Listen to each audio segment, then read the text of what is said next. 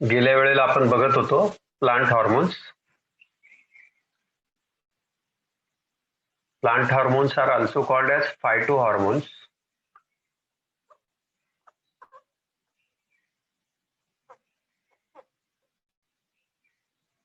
Last time we have discussed about the auxin. Our discussion was on auxin. Auxin ची जी discovery आहे ती accidental discovery आहे, अचानक शोध लागलेला आहे. आणि ऑक्सिन बद्दल सांगायचं झालं तर auxin first time observed by Charles Darwin and his son Francis Darwin. आणि ऍक्सिडेंटली त्यांना कळलं की हे असं काहीतरी अपायकल पोर्शनला असं काहीतरी तयार होत असावं. There is something which causes the bending towards light, ज्याला आपण फोटोट्रॉपिझम असा वर्ड दिला होता. फोटोट्रॉपिझम बद्दल आपण मागच्या वेळेला बोललो होतो. आणि जे रिस्पॉन्सिबल एन्झाईम आहे, हॉर्मोन आहे, त्याचं नाव आहे ऑक्झिन. आणि ऑक्झिन हा वर्ड कसा आलेला आहे that I have explain. It is the Greek word आणि त्याचं स्पेलिंग मध्ये फक्त ऍडिशनल ई आहे. आणि ऑक्झिन पासून ऑक्झिन हे नाव दिलं गेलेलं आहे. ऑक्झिन शब्दाचा अर्थ होतो ग्रोथ. आणि त्याच्याबद्दल आपण बोललो होतो की हे अचानक शोध लागलेला, ऍक्सिडेंटल डिस्कवरी झालेली याची. आणि या डिस्कवरी नंतर एक एक एक एक एक एक एक एक हॉर्मोन्स येत गेले. तर ऑक्झिनच्या बद्दल काही ऍडिशनल इन्फॉर्मेशन आहे ती आपण घेऊ. त्याच्यानंतर ऑक्झिन आज कशा पद्धतीने यूज केलं जातं निराळ्या ठिकाणी. जवळजवळ 8 ते 10 प्रकारचे युजेस आहेत ऑक्झिनचे निराळ्या फील्ड्समध्ये, निराळ्या प्रकारे. तर त्यांचं काय काय असतं, आर्टिफिशियल ऑक्झिन कसे असतात, काय असतात, त्यांच्याबद्दल आज आपण बोलणार आहोत. जर वेळ राहिला तर आपण जिब्रेलिक ऍसिड किंवा जिब्रेलिन्स बद्दल बोलणार आहोत, त्याच्या शोधाबद्दल, त्याच्या डिस्कवरी बद्दल बोलणार आहोत आणि त्याच्यानंतर त्यांच्या युजेस बद्दल बोलणार आहोत. तर लेट अस स्टार्ट की फायटोहार्मोन फर्स्ट. ऑक्झिन बद्दल आपण बोललो होतो. आणि ऑक्झिन बद्दल बोलताना एक गोष्ट आणखी मी सांगितली होती की ऑक्झिन हे अतिशय it was the first hormone which is discovered by the scientist. Plant hormone मधलं पहिलं हार्मोन आहे आणि जे रूटिंग साठी फेमस आहे. रूटिंग करण्यासाठी अतिशय महत्वाचा रोल प्ले करत असतं. त्यामुळे टिश्यू कल्चर मध्ये पण याचा उपयोग होतो. कसा होतो, काय होतो, आपण एक याच्या युजेस मध्ये डिटेल मध्ये बघणार आहोत. ऑक्झिन्स, किती ऑक्झिनने आपण मागच्या वेळेला पाहिलं होतं की जे एक्सपेरिमेंट केले गेलेले आहेत ज्याला आपण म्हणतो अव्हेना curvature taste.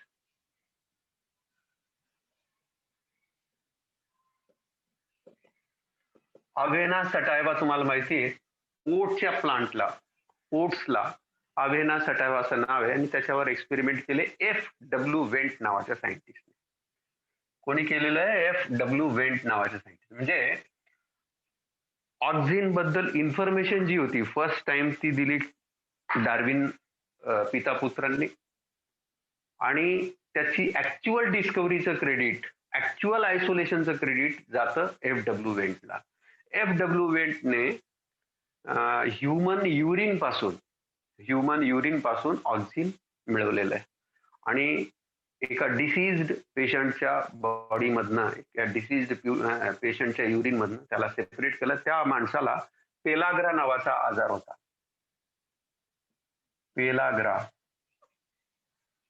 Pellagra disease is caused by deficiency of niacin. It is actually B3 vitamin B3 ला नियासिन असं म्हणतात. तर पेलाग्रा असलेल्या पेशंटच्या युरिन मधून आयसोलेटेड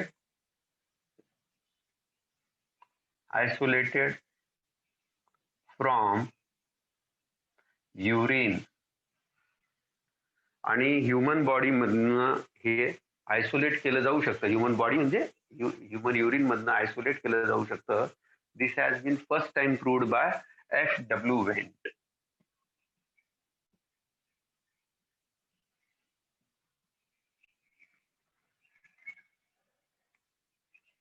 ऑक्झिनची एक प्रॉपर्टी आणखी आपण शिकलो होतो.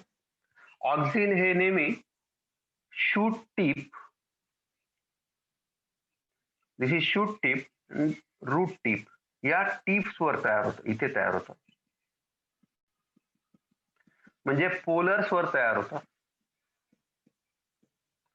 पोलर आणि त्यांची ऍक्शन जी असते कुठे असते? बेसवर ऍक्ट करतात. कुठे ऍक्ट करतात? बेसवर. आणि बेसवर ऍक्ट करत असल्यामुळे यांना म्हणतात बेसिपेटल. म्हणजे their action is basipetal, their formation is polar. याच्याबद्दल आपण बोललो होतो.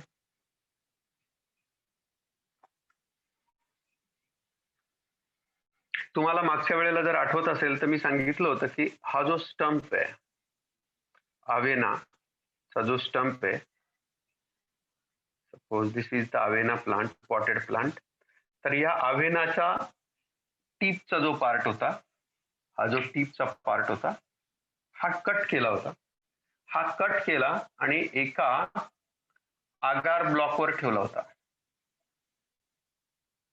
हा टीप होता, हा टीपचा पोर्शन हा आगार ब्लॉकवर ठेवला.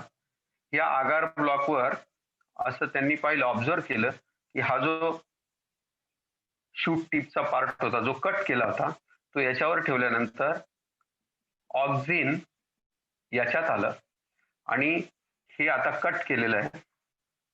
आता हा जो ब्लॉक होता हा थोडासा तिरका ठेवला, असिमेट्रिकल ठेवला, असा ठेवला, असा ठेवला.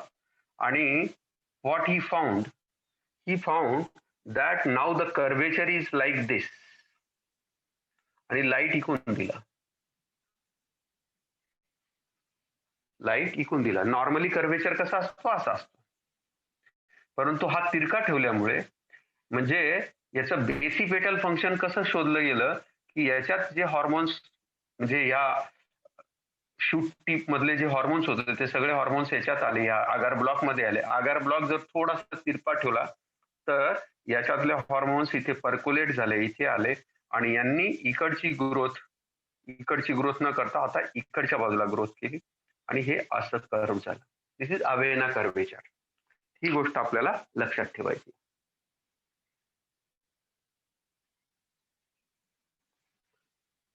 दिस वॉज अबाउट द. आता याच्या स्ट्रक्चर बद्दल बोलूया आपण. What is it structure? आता लक्षात ठेवा, हे लिहिलं का सगळ्यांनी? Come on. येस.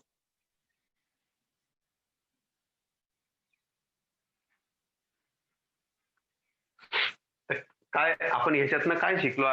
आपण एकच गोष्ट शिकलो की पेलाग्राची जी केस असते, पेलाग्रा ज्या लोकांना झालेला असतो, की ज्या लोकांमध्ये vitamin B3, not D3, B3 विटॅमिनची ज्यांच्यामध्ये डेफिशियन्सी झालेली असते त्या पेशंट्सला पेलाग्राचा डिसीज आहे असं आपण मानतो. यांच्या युरिन मधून पहिल्यांदा FW वेंटने ऑक्झिन आयसोलेट केलेलं आहे. Isolated from urine.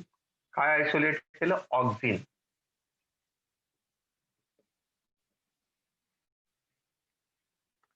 आता आय थिंक आता आपण ऑक्झिन बद्दल आणखी काही 2-4 गोष्टी समजून घेऊ.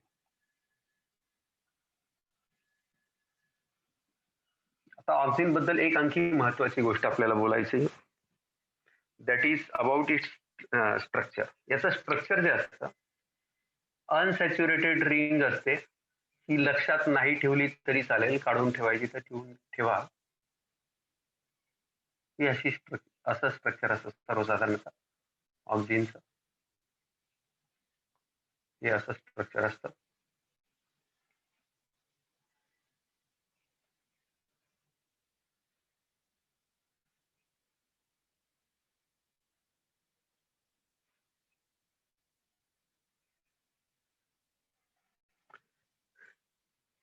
याचा प्रिकर्सर आहे. कशापासून तयार होतो? Its precursor is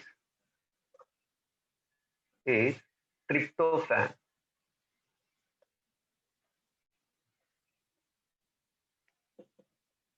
Its precursor is tryptophan.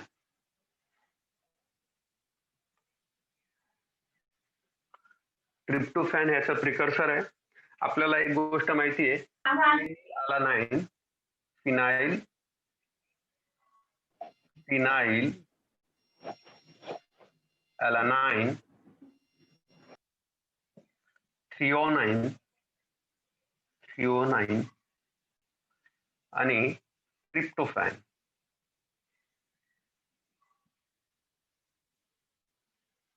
हे जे आहेत यांच्याकडे ॲरोमॅटिक रिंग असते. ॲरोमॅटिक रिंग असते यांच्याकडे, आणि याच्या फॉर्मेशनसाठी, for the formation of auxin, Zn2+ are very, very important. Zn2+ are required to form oxin from tryptophan.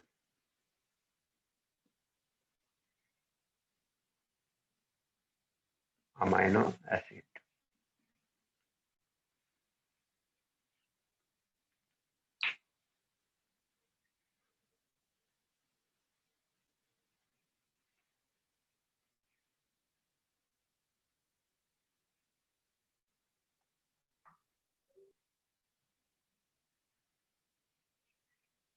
These are all आपल्याला माहिती आहे, फिनाइल अलानाइन, थ्रिओनिन, ट्रिप्टोफॅन हे सगळेच्या सगळे काय ॲरोमॅटिक अमायनो ऍसिड्स आहेत, ज्यांच्याकडे ॲरोमॅटिक रिंग असते. ऍक्च्युली रिंग फॉर्म मध्ये असतात आणि ॲरोमॅटिक रिंग असते, त्यांना आपण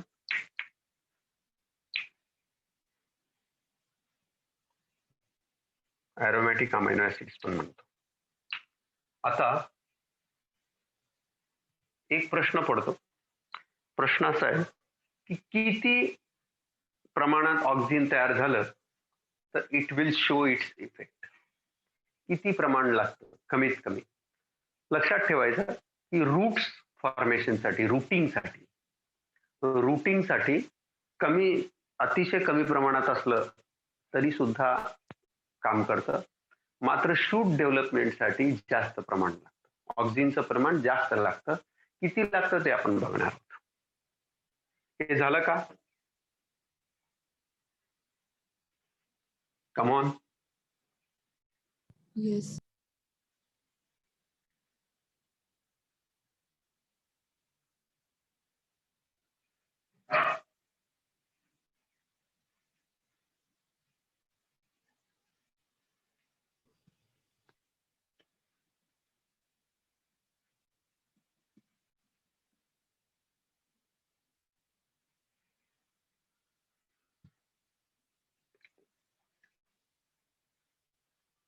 How much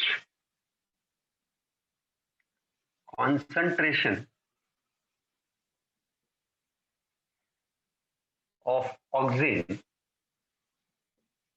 is necessary for the growth?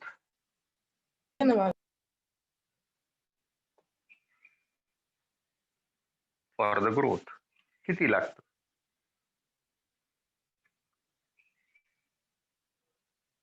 Minimum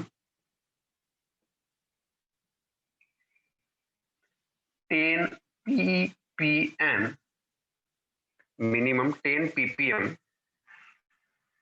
is required for shoot growth.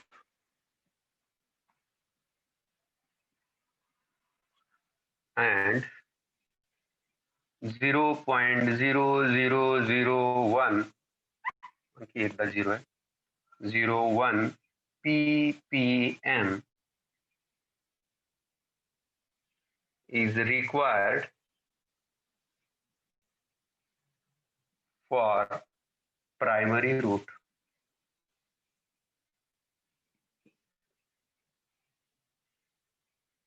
याच्यापेक्षा जास्त when there is more than the above concentration,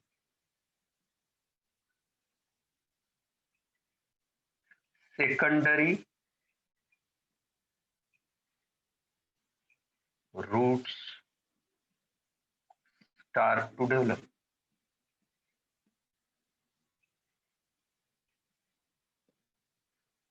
Anybody is knowing what is ppm? Parts Parts per per million. Parts per million. Very good.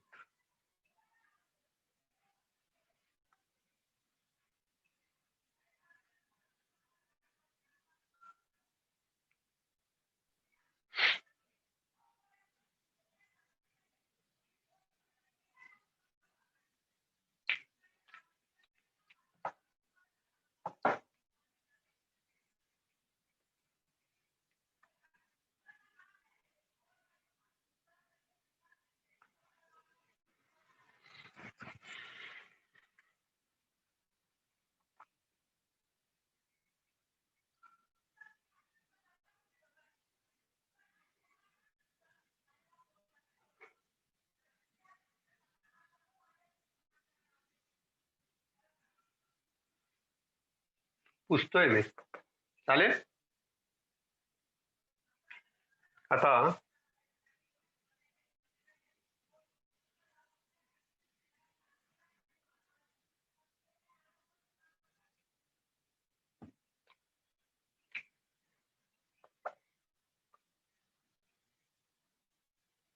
normally in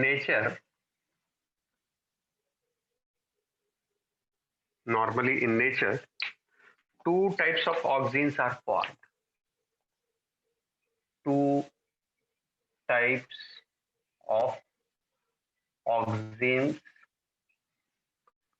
are formed or found. Are formed or found. काही लिहू शकता तुम्ही. Are formed. Number one is indole. इंडोलची ring होती जी मी आता दाखवली. Indole 3 acetic acid. Weak acid आहे acetic acid. Indole 3 acetic acid. आणि दुसरा आहे second one is indole 3 butyric acid.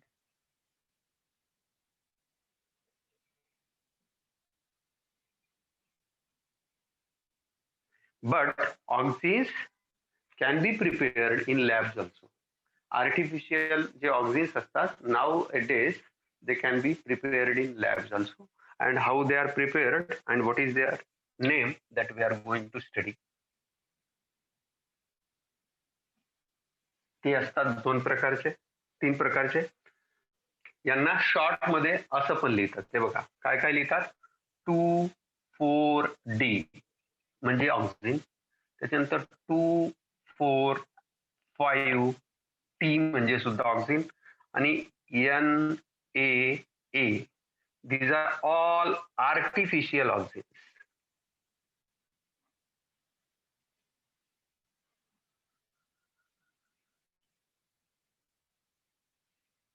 तीन प्रकारचे असतात. 2,4-D. आता 2,4-D एवढं न लिहिता आपण कम्प्लीट लिहिलं. Dichloro phenoxy acetic acid. 2,4 dichloro phenoxy acetic acid. Short मध्ये याला 2,4-D पण म्हणतात. 2,4-D.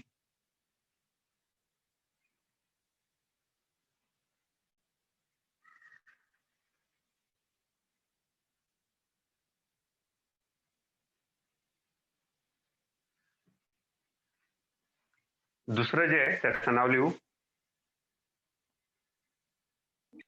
2,4,5 trichloro phenoxy acetic acid.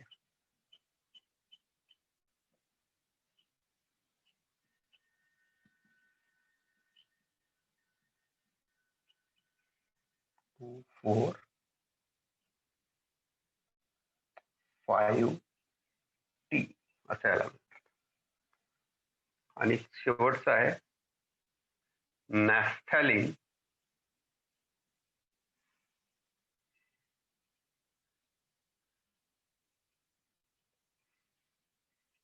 These R all. हे ओळखायला येतात एक्झाम मध्ये, हे ओळखावे लागतात आर्टिफिशियल कोणते आणि नॅचरल कोणते. So these are very important. आपल्याला माहिती पाहिजे याची सुरुवात जी नॅचरल आहे त्याची सुरुवात आय पासून झालेली, एवढी गोष्ट लक्षात ठेवा. आणि जे आर्टिफिशियल आहेत, जे आर्टिफिशियल आहेत त्यांच्यामध्ये नंबरिंग आलेलं आहे. काय आलेलं आहे? नंबरिंग आलेलं आहे. डायक्लोरो, ट्रायक्लोरो आणि नॅफ्थॅलिन.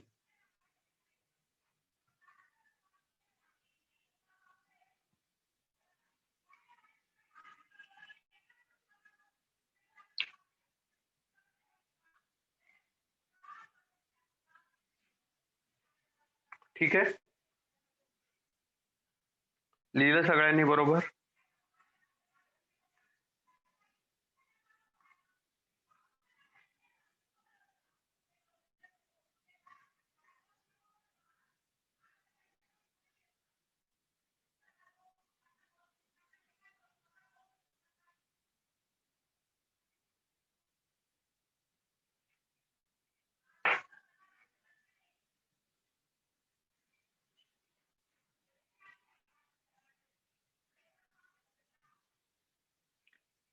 आता याच्यासाठी एक बायो ऍसे टेस्ट असते.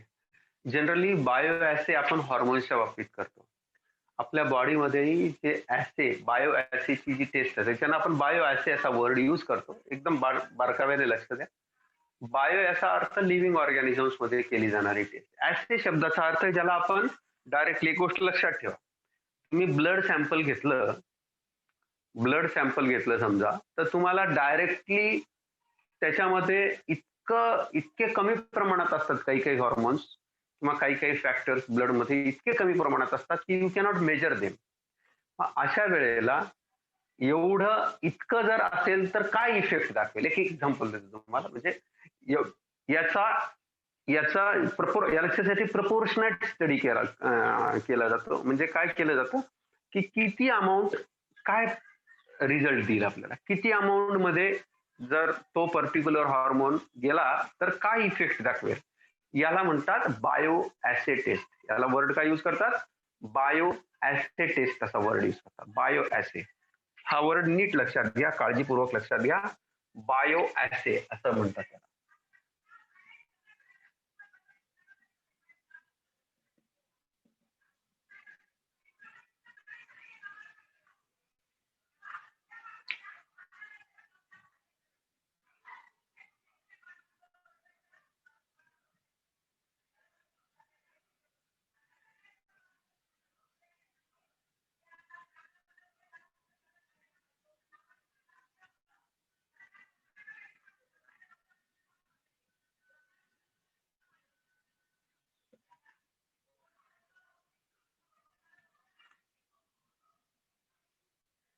हेडिंग देऊया बायो ऍसे. आता प्रत्येक वेळेला ज्या ज्या हॉर्मोन्स बद्दल आपण स्टडी करू त्यांच्याबद्दल बायो ऍसे बद्दल आपण बोलणार आहोत.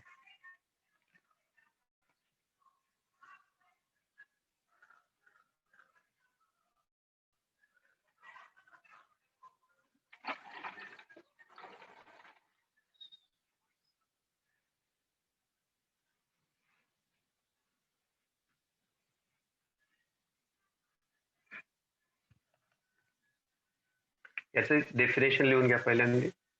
Testing of A substance, testing of A substance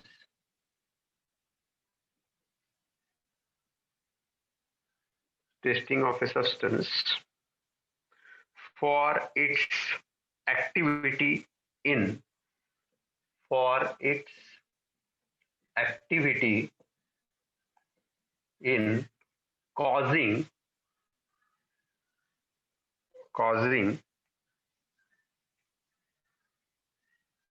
a growth in response, a growth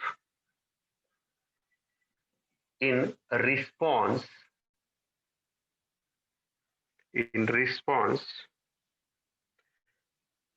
in a living plant or organism.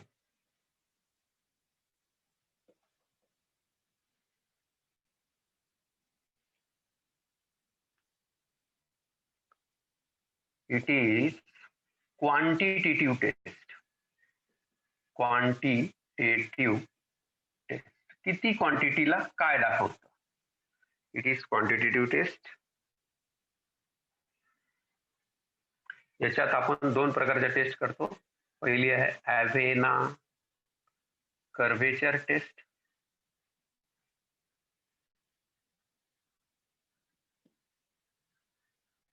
आणि दुसरं करतो रूटिंगची, पण दॅट इज नॉट इम्पॉर्टंट. त्याच्यात फार जास्त इम्पॉर्टंट नाही म्हणून आपण ती लिहिणार नाही. त्याच्यात हा जो कर्वेचर आहे ना बाळांनो, हा इकडे लक्ष द्या की समजा हा कर्वेचर आहे,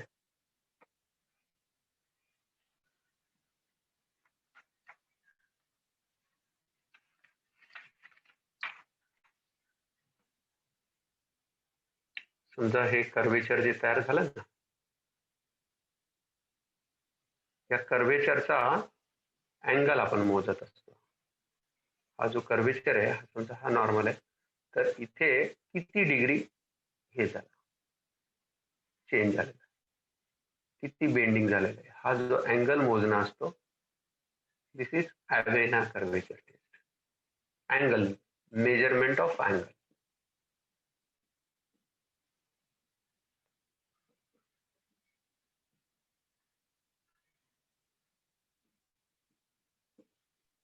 मेजरमेंट ऑफ अँगल मोजला जातो, किती प्रमाणात बेंडिंग झालेलं आहे, बेंड होतं.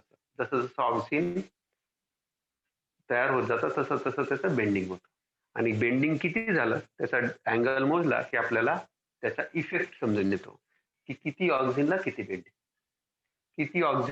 बेंडिंग. त्यामुळे याला आपण काय म्हणतो, क्वांटिटेटिव्ह टेस्ट म्हणतो. तर now we are going to move on the functions of oxygen.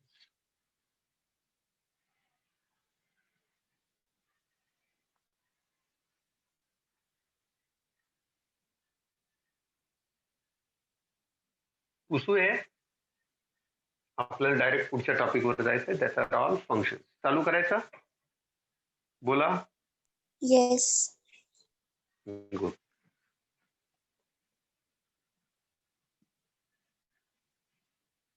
Heading द्या, functions of auxin.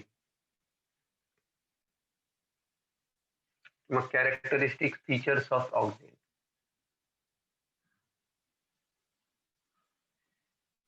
Functions of auxin. Functions of auxin. सगळ्यात महत्वाचं, सगळ्यात पहिले विचारलं जाणारं फंक्शन हेच असतं, दॅट इज अपायकल डॉमिनन्स.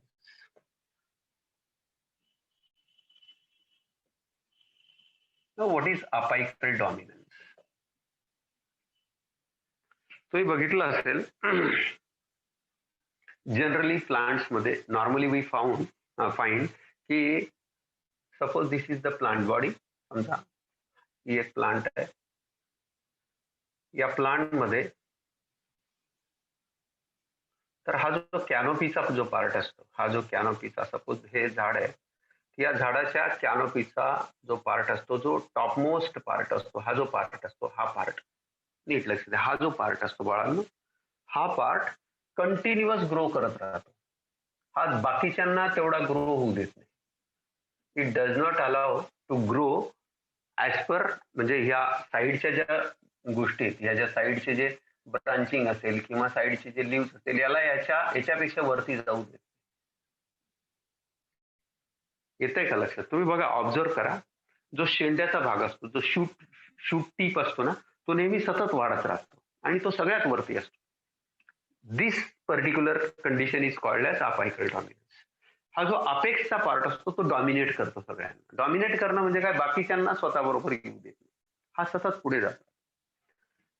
माळी लोक जे असतात, गार्डनर्स जे असतात, त्यांच्या एक गोष्ट लक्षात आली की हा जर शेंडा तुम्ही कट केला, हा जो पार्ट कट केला, तर इथे तयार होणारं जे नॅचरली ऑक्सिजन असेल ते ऑक्सिजन स्टॉप होतं आणि मग lateral growth is promoted. Lateral growth is promoted आणि याच्या आजूबाजूच्या ब्रांचेस मोठ्या मोठ्या होतात.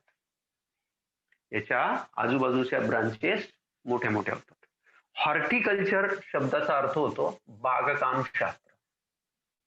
जे मुलं आपल्यापैकी काही पुढे जाऊन हॉर्टिकल्चरल यूज साठी असतो. हॉर्टिकल्चर काय आहे, बागकाम म्हणतात त्याला. जे बीएससी ऍग्री करतात बागकाम, तर जे बीएससी ऍग्री करतात, बीएससी ऍग्री केल्यानंतर पुढे बीएससी, काही लोक नुसतं बीएससी ऍग्री करतात, काही एमएससी ऍग्री करतात. ते प्लांटचे ऍज अ डॉक्टर म्हणून ते प्रॅक्टिस करत राहतात. तुम्ही जर बघितलं आत्ताच्या काळामध्ये, पूर्वी अनुभवाने करायचे लोक. जसं पूर्वी सगळे डॉक्टर विदाऊट डिग्रीचे होते, अनुभवाने होते. एखाद्या मोठ्या डॉक्टरच्या किंवा एखाद्या डॉक्टरच्या हाताखाली 5-7 वर्ष 10 वर्ष उमेदवारी केली, त्या डॉक्टरांकडून सगळं स्किल आत्मसात करून घ्यायचं. बॉडीचं फार डीप मध्ये नॉलेज नसेल, परंतु असं झाल्यावर डॉक्टर काय द्यायचे किंवा असं झाल्यावर डॉक्टर काय करायचे याचा जसा अनुभव घेऊन ते कंपाऊंडरचे डॉक्टर होऊन जायचे. तसं ज्यांच्याकडे प्रॉपर एज्युकेशन नाहीये, परंतु आता तसा काळ बदललेला आहे. आता काय करतात लोक, आता शेतकरी पण हुशार झालेले आणि नवे नवे शेतकऱ्यांचे मुलं सुद्धा आता बीएससी ऍग्री एमएससी ऍग्री पर्यंत शिकतात. मग आता काय करतात, ज्यांच्याकडे बाग, द्राक्ष बाग आहे, सफरचंदाची बाग असेल, डाळिंबाची बाग असेल, संत्रीची बाग असेल, पेरूची बाग असेल, मग निराळ्या प्रकारचे जे काही आहेत, याला हे जे स्वतः डेव्हलप केलेलं हॉर्टिकल्चरचं जे फील्ड असतं ते तर स्वतः लक्ष देतात.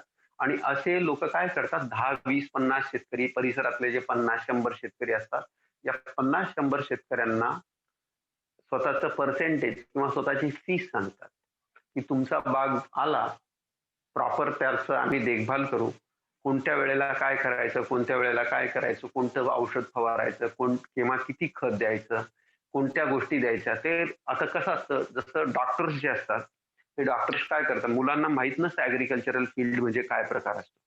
तर थोडक्यात समजून घ्या तुम्ही.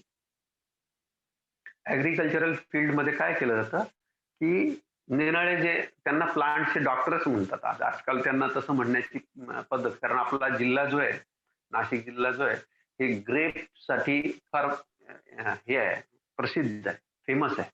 तर या ठिकाणी हे जे डॉक्टर्स असतात, हे जे हॉर्टिकल्चरिस्ट असतात, हे काय करतात, हे व्हिजिट करतात निराळ्या बागांमध्ये जाऊन आणि त्या बागेचं ओव्हरऑल ऑब्झर्वेशन करतात आणि ह्या प्लांट्सला कोणते न्यूट्रिएंट्स, कोणते मायक्रो न्यूट्रिएंट्स, कोणते मॅक्रो न्यूट्रिएंट्स कमी आहेत ते द्यायला सांगतात. किती प्रमाणात द्या ते लिहून देतात. किती पाण्यात मिक्सचर करा, कसं बनवा ते सांगतात आणि ते स्प्रे करायला सांगतात किंवा ते रूट्स मधनं द्यायला लावतात आणि त्या बागेमध्ये ड्रास्टिक कसा चेंज करतात. त्या मण्यांची, द्राक्ष मण्यांची जी फुगवण असते किंवा डाळिंबाची जी साईज असते ते बघत असतात. त्यांच्यावर काही रोग आला, काही फंगल इन्फेक्शन झालं किंवा काही झालं, तर त्याच्यासाठी कोणकोणते स्प्रे आणि किती प्रमाणात मारायचे यांचं त्यांचा सगळा स्टडी असतो. म्हणजे थोडक्यात बीएससी ऍग्री मध्ये इन डिटेल प्लांट्स सगळ्या गोष्टी, म्हणजे आज जे आपण शिकतो this is all basic or primary thing. याचा हायर स्टडी जो असतो तो ऍग्रिकल्चर मध्ये केला जातो आणि त्याच्यात एक सेपरेट ब्रांच आहे, that is called as horticulture. आणि हॉर्टिकल्चर घेऊन जे एमएससी वगैरे होतात, तर ते ह्या सगळ्या बागांचं मॅनेजमेंट करत असतात. मग शेतकऱ्यांसाठी अतिशय, ज्या शेतकऱ्यांकडे त्यांची मुलं किंवा त्यांच्याकडे असं कोणी शिकलेलं नसतं किंवा त्यांना फारसं नॉलेज नसतं, त्या ठिकाणी हे प्रॉपरली गाईड करतात आणि शेतकऱ्यांचं उत्पन्न लाखांनी वाढतं, लाखांनी वाढतं. आणि मग ते ह्या लोकांना 5-25 हजार रुपये एकेका, म्हणजे यांचं पर एकर काहीतरी ठरवलं जातं आणि पर एकर जेवढे झाड किंवा कधी कधी झाडांवर, किती झाड आहेत तुमच्याकडे, माझ्याकडे 1000 झाड आहेत, तर मग 1000 झाडांच्या हिशोबाने यांचा प्रपोर्शन नाही. 10 रुपये पर झाड, 20 रुपये पर झाड असं काहीतरी ठरवलं जातं आणि त्यांना अमाऊंट मिळते. असे समजा 5-25 शेतकरी असतील, तर हे यांचं फार लाखांमध्ये उत्पन्न म्हणजे इन्कम यांना मिळत असतं. तर एक चांगली प्रॅक्टिस आहे, बेस्ट प्रॅक्टिस आहे, एक चांगलं क्षेत्र आहे. हे मला सांगायचं होतं. आपण येऊ टॉपिकवर.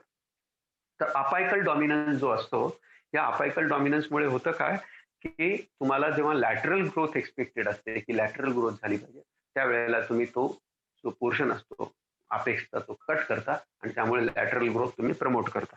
तर याच्यासाठी आपण लिहू शकतो इन विच काय प्रकार आहे तो अपायकल डॉमिनन्स, त्याला आपण डिफाईन करूया आणि मग त्याचा काय काय उपयोग होतो ते लिहू. It is the phenomenon in which it is the phenomenon in which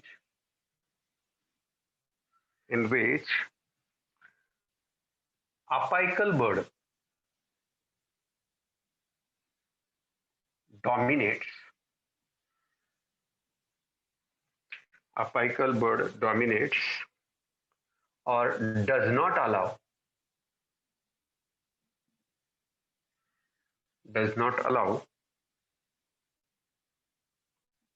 the growth of lateral birds.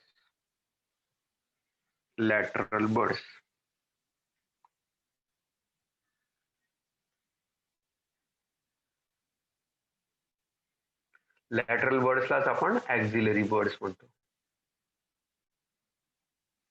समजा हे प्लांट बॉडी आहे, तर समजा ही प्लांट बॉडी आहे, इथे लिव्ज असतील, तर या ठिकाणी बर्ड्स असतात बरेचदा, यांना आपण ॲक्झिलरी बर्ड म्हणतो. हे तुम्ही पाहिलेलं असेल, नसेल बघितलं तर बघा, ऑब्झर्व करा. इथे जे बर्ड्स असतात या ठिकाणी, दीज आर ॲक्झिलरी बर्ड्स. यांची ग्रोथ होऊ देत नाही.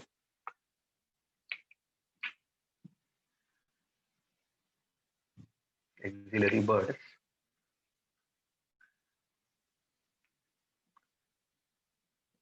this can be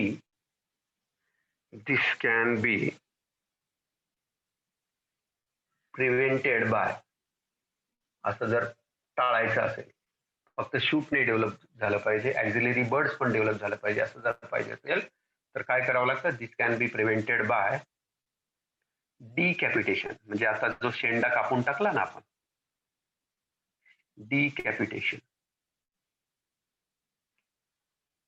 डिकॅपिटेशनचा अर्थ होतो removal of shoot tip,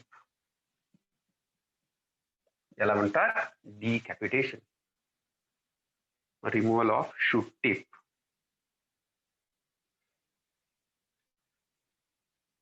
It is widely applied in, अतिशय महत्वाचं आहे, अतिशय महत्वाचं एक्झाम्पल सांगतोय, widely applied in T plantations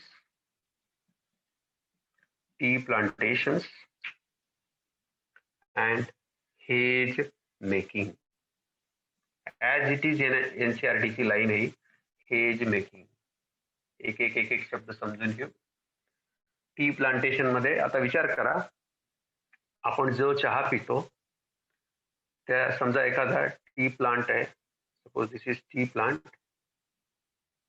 अशा पद्धतीने आहे, आणि हा पार्ट डेव्हलप होतो. इमॅजिन करा, हा फक्त पार्ट, वरचा पार्ट डेव्हलप होतो.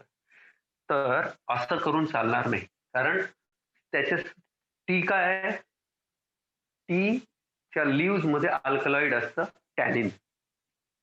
काय असतं, टॅनिन नावाचं अल्कलॉइड असतं, जे आपल्याला फ्रेशनेस देतं किंवा ज्याच्यामुळे चहा प्यावासा वाटतो, टॅनिन्समुळे.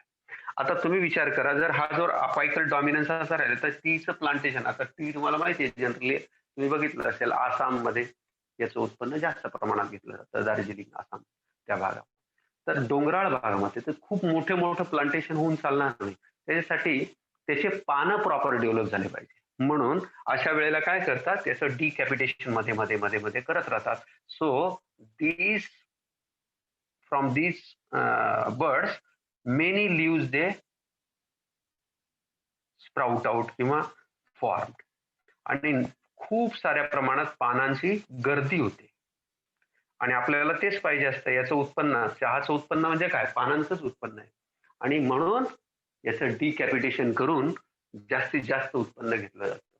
म्हणजे इथं तुम्हाला ऑक्सिनचा शोध लागल्यामुळे तुम्हाला हे कळलं, नाही तर कसं कळलं.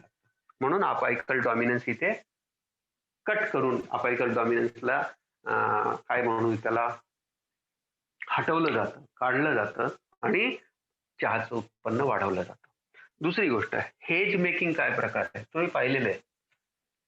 तुम्ही निरनिराळ्या ठिकाणी कधी बागांमध्ये जर बघितलं असेल तर त्याचं एक कुंपण केलं जातं. दोन प्रकारचे कुंपण असतात. एक जे असतं, जे आपण आर्टिफिशियल कुंपण करतो, ज्याच्यामध्ये आपण सिमेंटच्या फळ्यांसारखं लावतो, किंवा ते असं काटेरी कुंपण करतो. तुम्हाला सगळ्यांना माहिती आहे की असे असे काटेरी कुंपण केलं जातं. असं लोखंडी काटेरी कुंपण, ज्याच्यातनं जनावरं किंवा माणसं सुद्धा आत जाऊ नये, हे टोचलं जाईल. दिस इज कंपाऊंड. तर याला जेव्हा प्लांट्स मध्ये केलं तर त्याला हेज म्हणतात. तुम्ही बघितलं असेल जाडजूड असा, असे काही प्लांट्स असतात की ज्यांच्यामध्ये असं खूप दाट पान करतात, आणि त्यांच्यामध्ये पण हे जो अपेक्सचा जो पार्ट असतो तो कट केला जातो आणि दाट झाडी उगवली जाते. तुम्ही बघितलं असेल, त्याच्यात डोडोनिया नावाचा एक प्लांट येतो, डोडोनिया. त्याला ज्या मुलांना, खेड्यातले मुलं असतील आपल्यापैकी काही, तर त्यांना माहिती आहे, डिडोनीचं झाड म्हणतात, डिडोनी. तो वरचा जो अपेक्स तुम्ही बघितला असेल की माळी लोक काय करतात, समजा मंदिराच्या भोवती किंवा एखाद्या बागेमध्ये, तो वरचा शेंडा सतत कापत राहतात.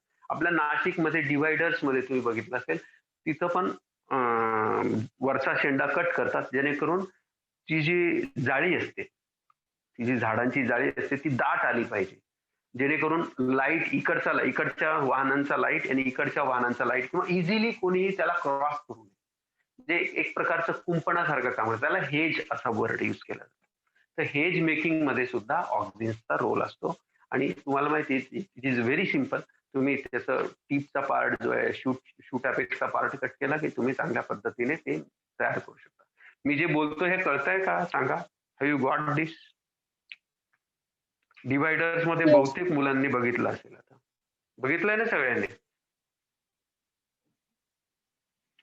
पुढे आता याच्यामुळे आणखी एक काम केलं जातं. आता पुढचा यूज लिहितो.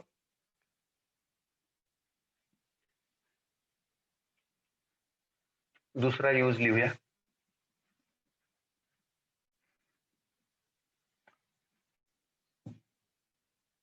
It helps in cell division. It helps in cell division. Cell division मध्ये याचा फार मोठा रोल असतो. सेल डिव्हिजन घडवून आणत असतं. तिसरं फंक्शन आपल्याला पाहायला मिळतं, रूटिंग कॉज करतं. Root initiation, or you can simply say routing. It causes routing. आणि चौथा यूज आहे याचा, differentiation of xylem.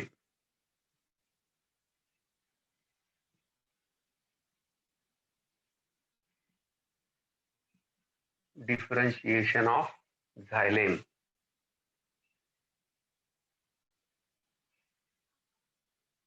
Differentiation of xylem. आता होतं काय ते नीट लक्षात घ्या. आपल्याला माहिती आहे टिश्यू कल्चर मध्ये काय केलं जातं. टिश्यू कल्चर मध्ये पण याचा उपयोग केला जातो, आणि तिथे कॅलस फॉर्मेशनचं काम करतं. आणि इथे काय काम करतं नीट लक्षात घ्या. समजा आपल्याला एखादं प्लांट असं आहे की that has very peculiar character, काही विशेष असे गुणधर्म आहेत. एखाद्या प्लांटकडे काही विशेष गुणधर्म, काही विशेष कॅरेक्टरिस्टिक फीचर. आपल्याला कधी कधी बघून असं वाटतं ना की असंच्या असं झाड आपल्याकडे पाहिजे होतं, किंवा असंच्या असं पाहिजे. त्याचं फ्रुटिंग किंवा त्याचं फ्लावरिंग, त्याचा शेप, त्याचा अट्रॅक्टिव्हनेस, हे सगळे बघितल्यानंतर आपल्याला वाटतं की एकदम बेस्ट आहे.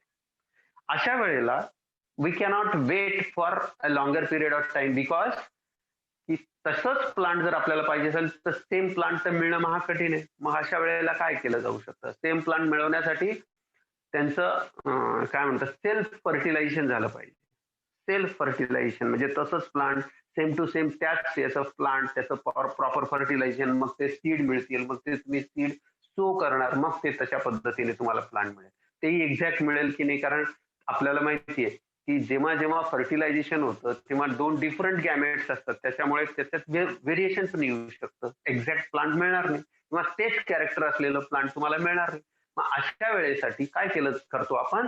व्हेजिटेटिव्ह प्रोपगेशन करतो. काय करतो? व्हेजिटेटिव्ह प्रोपगेशन केलं जातं.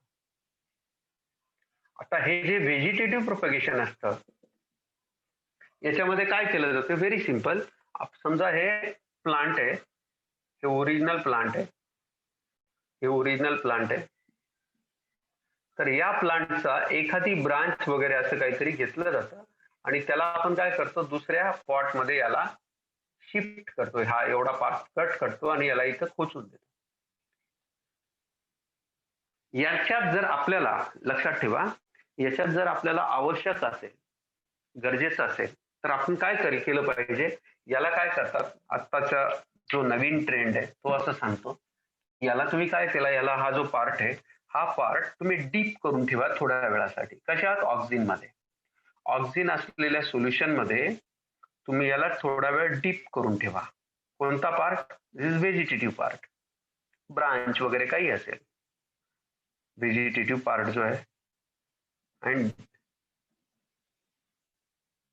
दिस pot contains oxygen, liquid form मध्ये ऑक्सिजन इथे असेल.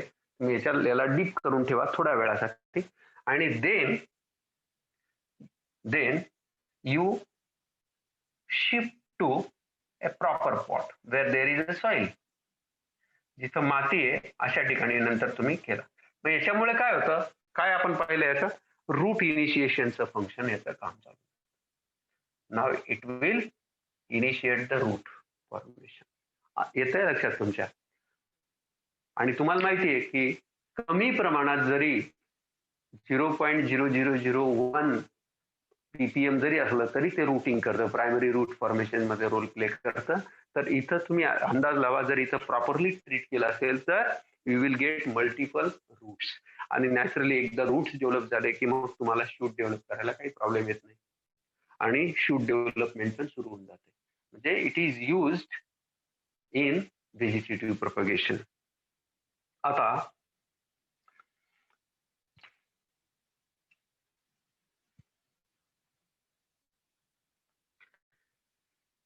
याच्यामुळेच ऑक्झिन्स आर ऑल्सो कॉल्ड, याच्यामुळे काय म्हणतात, auxins are also called RSH, root stimulating hormone.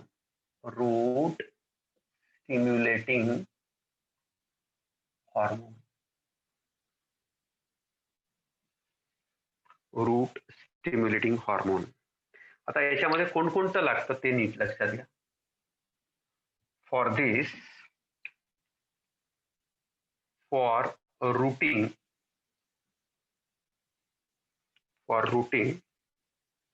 indole 3 butyric acid IBA and naphthalene acetic acid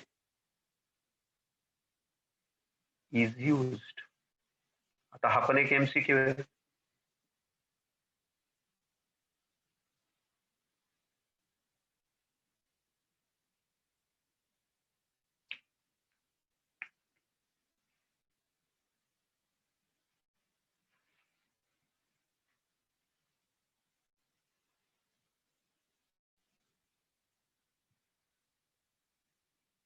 झालं? जायचं पुढच्या फंक्शनवर. कम ऑन फास्ट, पटपट Yes. पटपट सांगा.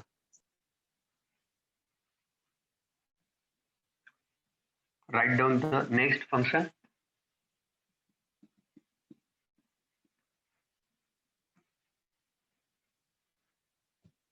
Our next function is Prevention of abscission.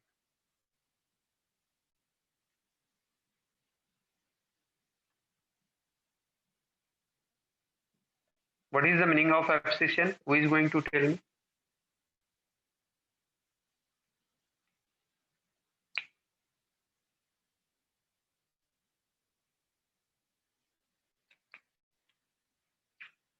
कोण सांगतो?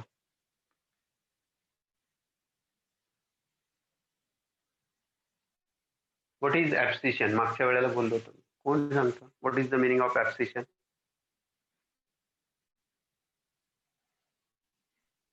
Stopping of growth. Yes, it can be. It can be. It stops abscission म्हणजे ग्रोथ स्टॉप नाही म्हणता येणार. ग्रोथ काय म्हणतात त्याला आपण, एजिंग घडवून आणणं. एजिंग घडवतं ते. आता एजिंग प्रिव्हेन्शन ऑफ ऍब्सिशन कशामध्ये? यंग्स मध्ये. यंग फ्लावर्स,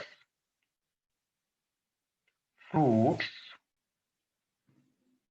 लीव्स यांच्यामध्ये काय करतं?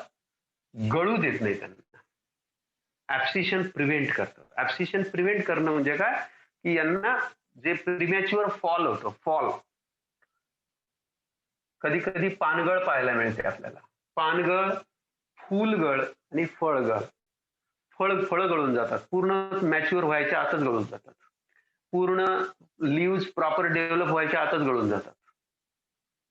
अशा ठिकाणी जर तुम्ही ऑक्सिनचा स्प्रे केला तर यू कॅन प्रिव्हेंट, म्हणजे prevention of abscission in young flowers. But it promotes abscission, promotes abscission म्हणजे इथं गळायला मदत करेल. Abscission in old flowers, old flowers, fruits म्हणजे ज्यांचं मॅच्युरिटी झालेली आहे ऑलरेडी त्यांना मदत करेल. फ्लावर्स, फ्रूट्स अँड लीव्स ज्यांचं वय झालेलं आहे त्यांना गळून जाण्यामध्ये मदत करेल. Have you got this point? Prevention.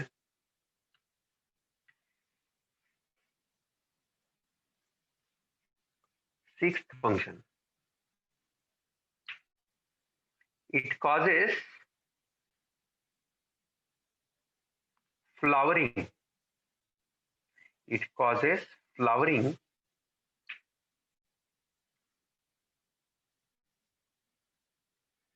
इथे लक्षात ठेवा इथे काय काय यूज केलं जातं. here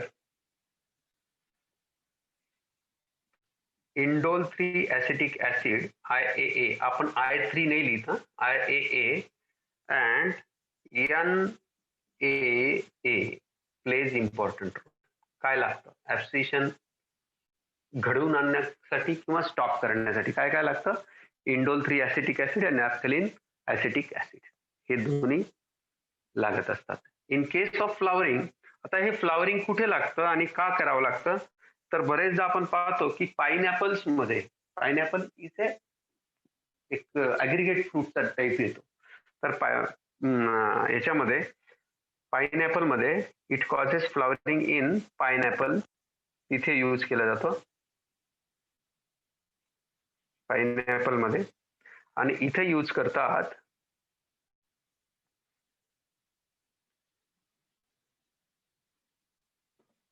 where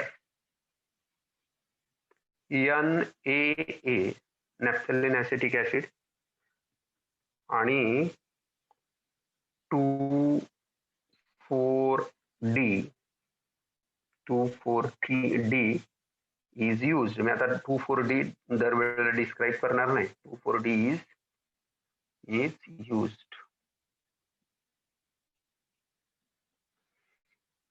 आणखी एका ठिकाणी वापरलं जातं, हे एनसीआरटीत म्हटलेलं आहे म्हणून व्हेरी व्हेरी इम्पॉर्टंट. पाइनॅपल. आणखी एक याचं एक्झाम्पल आहे, लिची प्लांट मध्ये पण यूज केलं जातं. It is also used in लिची. लिची पाहिलं असेल तुम्ही सगळ्यांनी, आणि पाइनॅपल तर पाहिलेलंच आहे.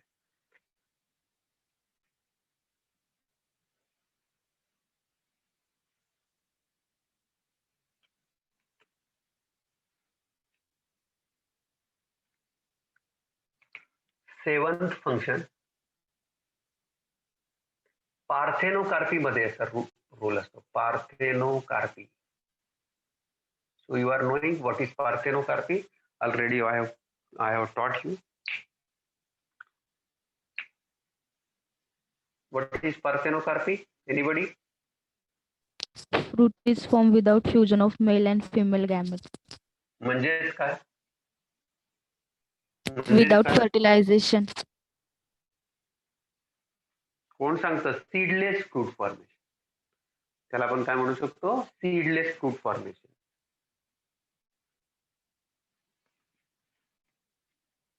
Formation of fruit without fertilization. त्याला म्हणतात पार्थेनोकार्पी.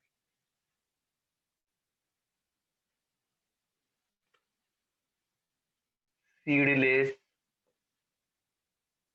फ्रूट्स, तिथे याचा रोल असतो सीडलेस फ्रूटच्या फॉर्मेशन मध्ये. हा प्रयोग केला गेलेला आहे टोमॅटोज मध्ये. टोमॅटो मध्ये केला गेलेला आहे.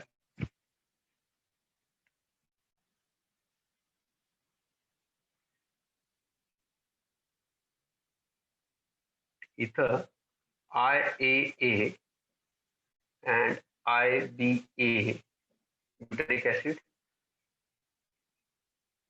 is used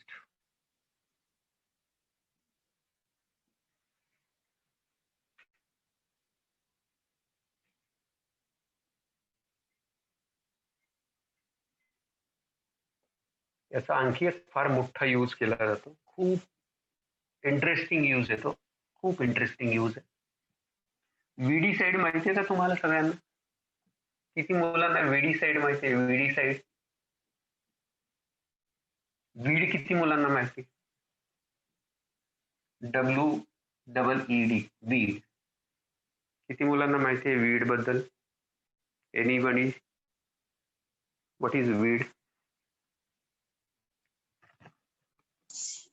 grasses, म्हणजे Wanted normal plants that field grow मध्ये, near the crops.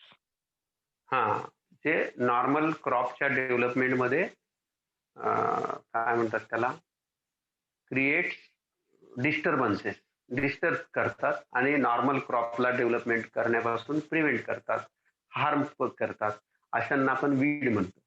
म्हणजे जे ग्रो झालं पाहिजे ते बाजूला राहतं, जे नाही ग्रो झालं पाहिजे तेच जास्त वाढतं. Which is not the crop and which causes the harm and which hampers the development of that particular crop. त्यांना आपण सगळ्यांना वीड म्हणत असतो. आणि weeds are generally dicots. Weeds जे असतात हे जनरली डायकॉट्स असतात. तर ह्या डायकॉट्सला म्हणजे सिलेक्टिव्ह तुम्ही हे जर करायचं असेल, आणि सगळ्यात महत्वाची गोष्ट लक्षात ठेवा, ऑक्झिन जे असतं, ऑक्झिन मोनोकॉटला हार्म नाही करत पण डायकॉटला हार्म करतं. त्यामुळे याला आपण म्हणू शकतो, लिहा, selective weedicide or weed killer. Selective weedicide, selective weedicide, cide शब्दाचा अर्थ किल करणं, और weed killer. Selective weedicide or weed killer, also called herbicide. याच्यापैकी काही वर्ड आला तर कन्फ्यूज व्हायचं नाही. 2,4-D is widely used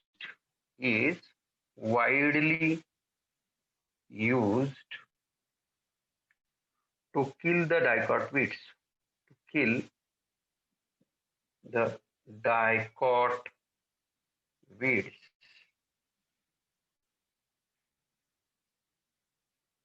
in cereal crops. कडधान्य, सिरियल क्रॉप्स. आपल्याला माहिती आहे cereal crops are generally monocots. Cereal crops कोणकोणते असतात? कोण सांगतं? 2-3 सिरियल क्रॉप्स सांगा.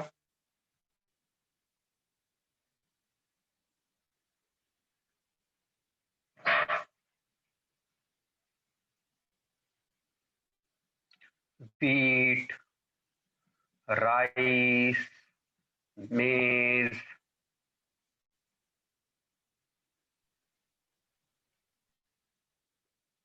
fields मध्ये.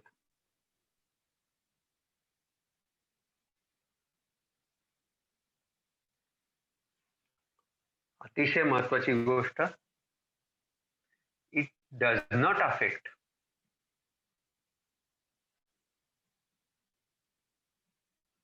The monocots.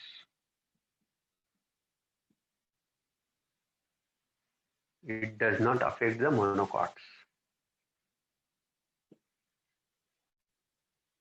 तुम्हाला सांगून आश्चर्य वाटेल की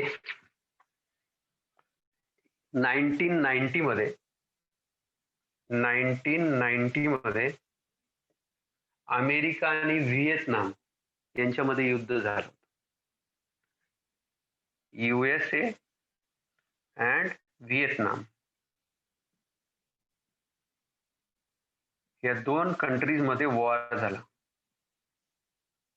त्यावेळेला ऑक्झिनने मोठा रोल प्ले केलेला होता. काय रोल प्ले केला? तुम्हाला असं वाटेल की हॉर्मोन, ते प्लांट हॉर्मोन काय रोल प्ले करू शकतो? तर नीट लक्षात घ्या की व्हिएतनाम जेव्हा अमेरिकन फोर्सेस तिथे उतरल्या, फौजा तिथे उतरल्या व्हिएतनाम मध्ये, त्यावेळेला व्हिएतनामचे जे सोल्जर्स होते तिथे सायट्रस जंगल होतं, फॉरेस्ट होतं, तर तिथे हे लपून बसले. मग यांना शोधणं फार कठीण होतं, यांना पकडायचं कसं, ते हल्ला करायचे आणि त्यामुळे अमेरिकन सैनिक घायाळ जास्त व्हायचे. मग आता यांना शोधायचं असेल तर काय करायचं? मग त्यांनी सांगितलं, इथून जे व्हिएतनाम मधून निरोप गेला की बा अशी परिस्थिती आहे, तिथे सायट्रस सगळे फ्रूट्स आहेत आणि तिथे हे सगळे त्यांचं जे जंगल आहे, तर तिथे आपल्याला यांना हुडकायचं आहे आणि यांना तरच आपण कंट्रोल करू शकतो, नाहीतर हे सापडणार नाही. त्यावेळेला तिथले जे हॉर्टिकल्चरिस्ट होते, ॲग्रोनॉमिस्ट होते, त्यांनी सांगितलं की तुम्ही 2 हॉर्मोन्स तिथे स्प्रे करा आणि मग तुम्हाला बघा कसे सापडतात ते. तर त्या ठिकाणी त्यांनी हे 2 हॉर्मोन्स स्प्रे केले आणि हे युद्ध अमेरिकेने, नॅचरली अमेरिका जिंकणारच होता, अमेरिकेने ते जिंकलं आणि व्हिएतनामला हरवलं. तिथं तुम्ही लिहू शकता 2,4-D plus 2,4,5-T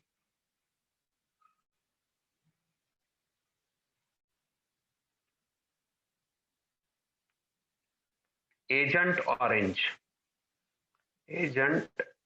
orange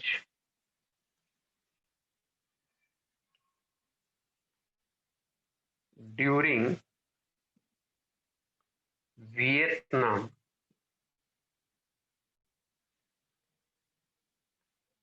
US war मध्ये in citrus fruit jungle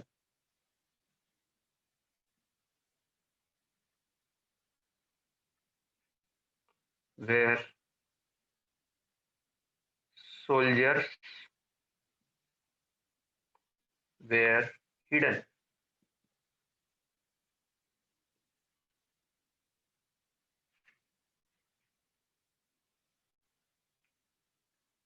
To expose them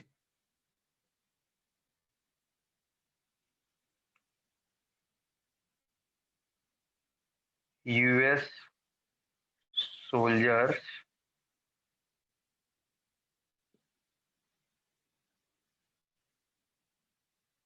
sprayed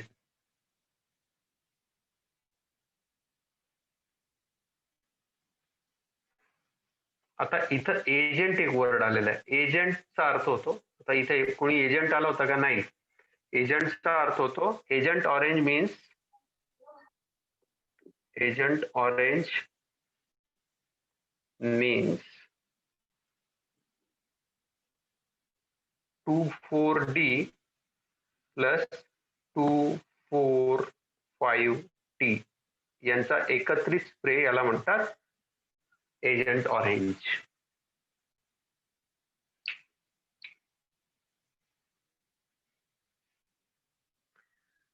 आता याच्याशी रिलेटेड एक फंक्शन आहे ते तुम्ही इथे लिहिलं तरी चालू शकता. It helps to prepare or form. It helps to prepare weed free lawns. आपल्याला माहिती आहे लॉन्स जे असतात, आपल्याला माहिती आहे लॉन शब्दाचा अर्थ होतो हिरवळ. असं असं असं आता grasses are generally monocots. Grasses जे असतात तिथं फक्त आपल्याला दूब ग्रास जी असते त्याला आपण काय वर्ड यूज करतो, सायनोडॉन डॅक्टिलॉन. तर सायनोडॉन डॅक्टिलॉनच आपल्याला पाहिजे, दुसरे नको असतात. अशा वेळेला जर तुम्ही वीड फ्री जर तुम्हाला लॉन पाहिजे असेल तर तुम्ही याचा जर स्प्रे केला तर वीडला ग्रो करू देणार नाही, डायकॉट्सला ग्रो करू देणार नाही, फक्त मोनोकॉट्सच राहतील. तुम्हाला एकसारखं लॉन तुम्हाला मिळू शकतं.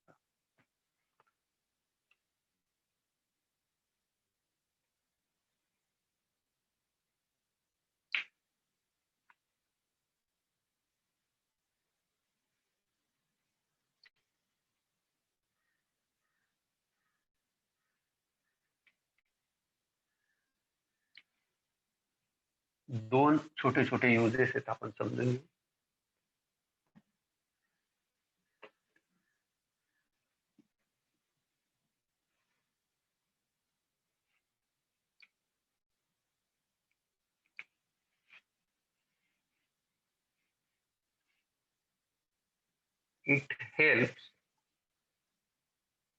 It helps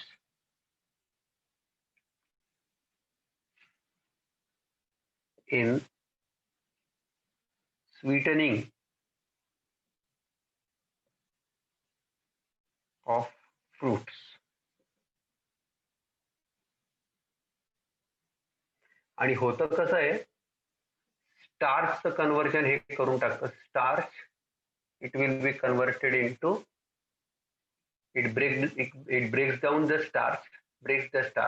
ऑक्झिनचा यूज केल्यानंतर इथे लिहितो वरती, ऑक्झिन जर यूज केलं गेलं तर स्टार्चचं ब्रेकडाऊन होतं आणि याचं कन्वर्जन स्टार्चचं कन्वर्जन करतं फ्रक्टोज मध्ये. आपल्याला माहिती आहे what is fructose. Fructose is a fruit sugar. तर स्टार्च फ्रक्टोजचं प्रमाण वाढवतं आणि त्यामुळे फ्रूट शुगर वाढून ते फ्रूट जे असतं ते स्वीट होतं. इथे याचा उपयोग केला जातो. त्याच्यानंतर dwarf shoot formation. Dwarf shoot formation मध्ये याचा रोल असतो आणि हा रोल प्ले केला जातो ऍपल्स मध्ये. Dwarf shoot formation in apples.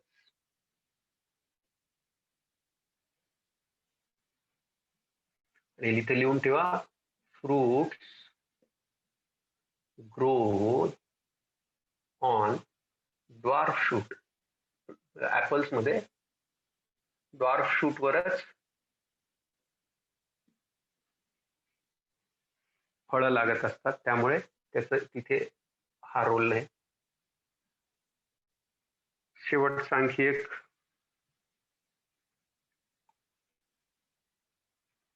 ऑक्झिन्स help in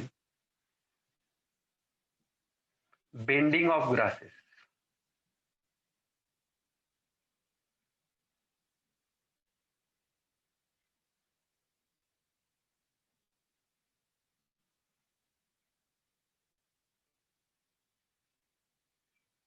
thereby strengthens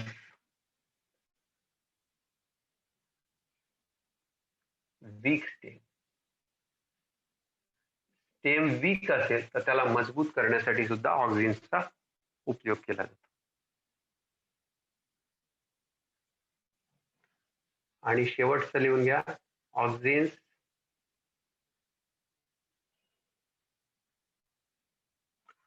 shows Feminish effect. Feminish effect. Feminist इफेक्टचा अर्थ होतो